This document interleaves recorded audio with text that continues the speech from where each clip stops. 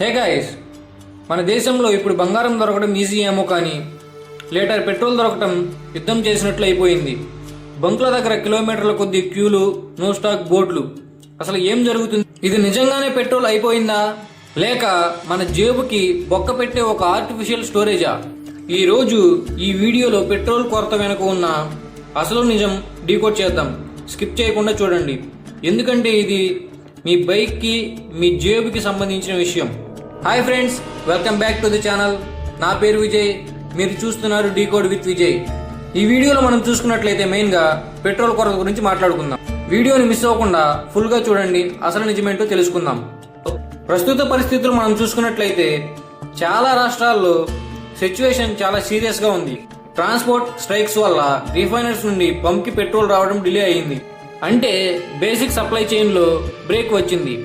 ఇక్కడ వరకు ఓకే, కానీ సిచ్యువేషన్ ఇంత వర్స్ట్గా మారడానికి మెయిన్ రీజన్ ట్రాన్స్పోర్ట్ డిలే మాత్రమే కాదు, అది మన ప్యానిక్ బయింగ్, అంటే భయపడి ముందుగానే కొనేయడం. ఒక రూమర్ రాగానే జనాలు భయపడి అవసరం ఉన్నా లేకపోయినా ట్యాంక్ ఫుల్ చేయించుకుంటున్నారు. ఒక బంక్కి రోజుకి 5,000 లీటర్ల కెపాసిటీ ఉంటే ఒక్కరోజే 20,000 లీటర్ డిమాండ్ చేస్తే స్టాక్ ఎక్కడి నుంచి వస్తుంది బ్రో? ఉన్న స్టాక్ గంటలోనే ఎంటీ అయిపోతుంది. దీనివల్ల మనం మెయిన్గా చూసుకున్నట్లయితే బ్లాక్ మార్కెట్ దందా మొదలైంది. ఇదే ఛాన్స్ అని కొందరు బ్లాక్ మార్కెట్కి తెర ఇప్పారు. నార్మల్గా 110 రూపాయలు ఉండే పెట్రోల్ కొన్ని చోట్ల 200 నుంచి 300 రూపాయలకి అమ్ముతున్నారు. జనాలు తప్పక కొంటున్నారు.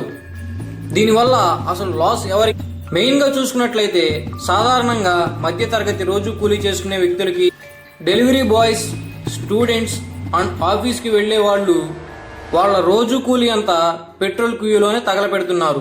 బైక్లు తోసుకుంటూ రోడ్ల మీద వెళ్తుంటే మనం బైక్లు కొన్నది స్టైల్గా వెళ్ళడానికా లేదా ఎక్సర్సైజ్ చేయడానికా అని డౌట్ వస్తుంది. అసలు ఇక్కడ జెన్యూన్ ప్రాబ్లం ఏంటో ప్రభుత్వం చెప్తున్న మాట ఏంటంటే స్టాక్కి ఏమి డోకా లేదు, ట్యాంకర్స్ తొందరగా వస్తాయి, కానీ జనాలు నమ్మే పరిస్థితిలో లేరు. ఇక్కడ మనం తెలుసుకోవాల్సింది ఒక్కటే, ఫస్ట్ వన్ వచ్చేసి ఇన్వెస్టరీ మేనేజ్మెంట్. బంక్ ఓనర్స్ దగ్గర స్టాక్ కూతున్నాయి, రేట్స్ పెరిగే వరకు హోల్డ్ చేస్తున్నారు అనే రూమర్స్ కూడా ఉన్నాయి. Crude oil prices and international supply chain issues కూడా కొంచెం ఎఫెక్ట్ చూపిస్తాయి.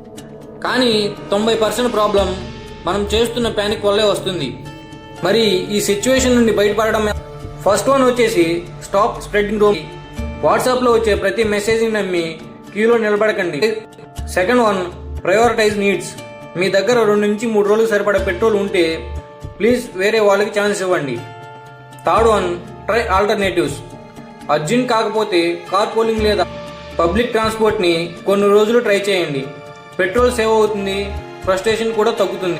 ఫైనల్గా పెట్రోల్ ప్రైజెస్ పెరిగినా భరించవచ్చు, కానీ పెట్రోల్ దొరకక రోడ్ల మీద తొయ్యాలంటే చాలా కాస్త తొందరగా నార్మల్కి రావాలని కోరుకుందాం. మీ ఏరియాలో పెట్రోల్ బంకుల దగ్గర క్యూలు ఎలా ఉన్నాయి? మీరు పెట్రోల్ కోసం ఎన్ని గంటలు వెయిట్ చేశారు? కామెంట్ సెక్షన్లో షేర్ చేయండి. వీడియో ఇన్ఫర్మేటివ్గా అనిపిస్తే మన ఛానల్ని సబ్స్క్రైబ్ చేసుకోండి. మళ్ళీ ఇంకో ఇంట్రెస్టింగ్ వీడియోలో కలుసుకుందాం. ఇక సెలవు. జై హింద్.